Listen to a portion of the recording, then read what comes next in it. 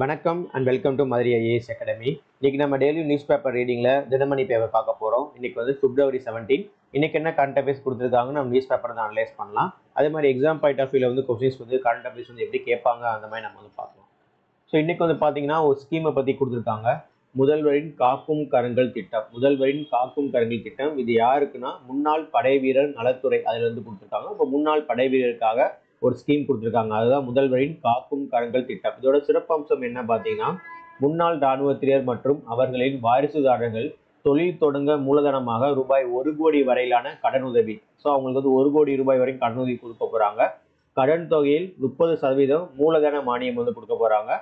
மீதமுள்ள கடன் தொகைக்கு 3% வந்து வட்டி மானியம் வந்து கொடுக்க போறாங்க. முன்னாள் படை வீரர்களை சார்ந்த வாரிசுகள் கைம்பெண்கள் ஆகியோர் மாவட்ட முன்னாள் படை வீரர் நல அலுவலகத்தை அணுகலாம். அங்க அணுகி இந்த திட்டத்துக்கு வந்து என்ன பண்ணலாம் தெரிஞ்சுக்கலாம் அப்படின்னு சொல்லி கொடுத்துருக்காங்க. ஸோ முதல்வரின் காக்கும் கரங்கள் திட்டம் எதுக்கு? முன்னாள் படை வீரர் அந்த நலத்துறையிலிருந்து கொடுத்துருக்காங்க. சரிங்களா? அடுத்த நியூஸ் என்ன பார்ப்போம். ஊராட்சிகளில் திட்டங்களை செயல்படுத்துவதில் தமிழகம் முதலிடம் அப்படி சொல்லிட்டு மத்திய அரசின் ஆய்வறிக்கையில் வந்து தகவல் சொல்லி கொடுத்துருக்காங்க.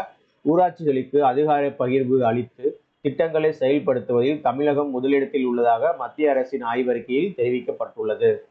கட்டமைப்பு, செயல்பாடுகள், நிதி, பிரதிநிதிகள், திறன் மேம்பாடு, பொறுப்புடைமை ஆகிய ஒட்டுமொத்த குறியீட்டின்படி மாநிலங்களின் தரவரிசை பட்டியலில் தமிழகம் 3வது இடத்தில் உள்ளது.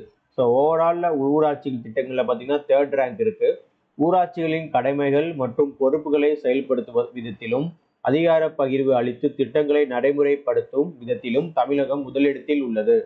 திறன் மேம்பாடு மற்றும் செயல்பாடுகள் ஆகியவற்றில் தமிழகம் 2வது இடத்தையும் நிதி பரிவர்த்தனை பொறுத்தவரை 3வது இடத்தையும் பெற்றுள்ளது.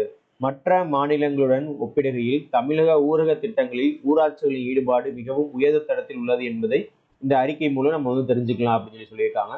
ஸோ எது ஃபர்ஸ்ட், செகண்ட், தேர்ட் சொல்லி நல்லா தனியாக வந்து நோட்ஸ் வச்சுக்கோங்க. கண்டிப்பாக எக்ஸாம்ல வந்து கேட்குற வாய்ப்பு அதிகமாக இருக்கு. அடுத்த நியூஸ் என்ன பாருங்க. கீழடியில் திறந்தவெளி அருங்காட்சியகம் அமைக்கும் பணி அமைச்சர் தொடங்கி வைத்தனர் அப்படின்னு சொல்லி போட்டிருக்காங்க.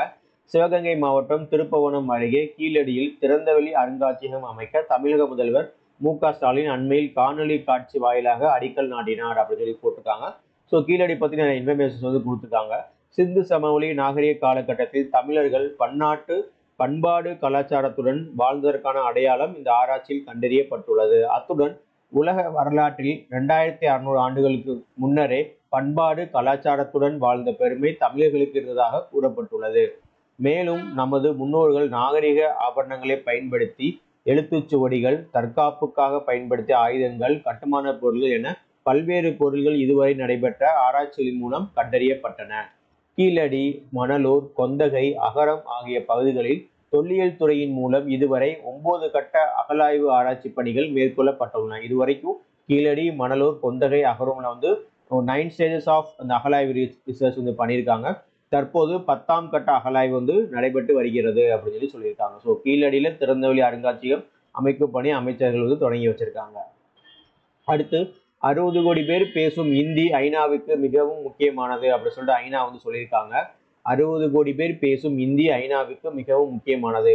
2006ஆம் ஆண்டு ஜனவரி 10ஆம் தேதி முதல் விஸ்வ ஹிந்தி திவாஸ் உலக ஹிந்தி தினம் வந்து ஆண்டுதோறும் கடைபிடிக்கப்பட்டு வருகிறது. ஸோ ஆண்டுதோறும் ஹிந்தி தினம் எப்போ கடைபிடிக்கிறாங்கன்னு சொல்லி பார்த்தீங்கன்னா ஜனவரி 10 2006 செலிப்ரேட் பண்ணிட்டு இருக்காங்க விஸ்வ ஹிந்தி திவாஸ்.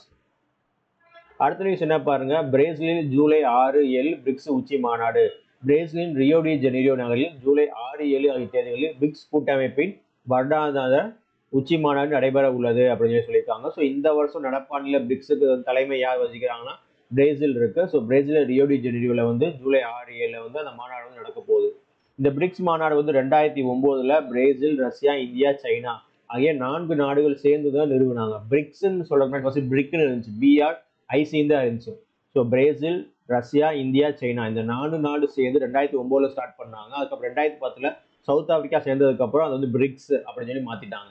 அப்போ கடந்த ஆண்டு 2024 எக்ஸ்ட்ரா வந்து ஈரான், ஈஜிப்ட், எத்தியோப்பியா, ஐக்கிய அரபு அமீரகம் ஆகிய 4 நாடுகள் சேர்ந்து கடந்த ஜனவரியில் இந்தோனேசியாவும் பிரிக்ஸ்ல வந்து இணைஞ்சிருக்காங்க.